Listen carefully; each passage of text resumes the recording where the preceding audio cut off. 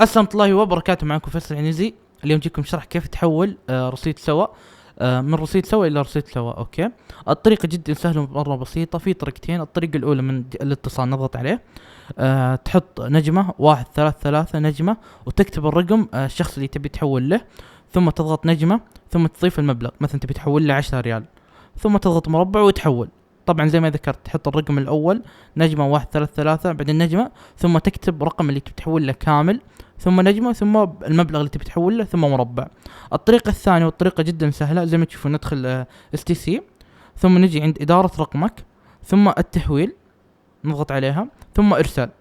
أوكي، ثم بالبحث أو تختار من جهات الاتصال الموجودة عندك. أنا راح أكتب في البحث، اخترت جهة الاتصال اللي بحول، أحدد المبلغ 5 أو 10 ريال، ولازم يبقى معي في الرصيد زي ما تشوفون هنا مكتوب 25 ريال، والرسوم هي ريال على كل عملية تحويل. اوكي، وعلى عملية تحويل تقدر تسويها في المرة الواحدة 20 ريال، وهي مضاعفاتها 5 10 15 20.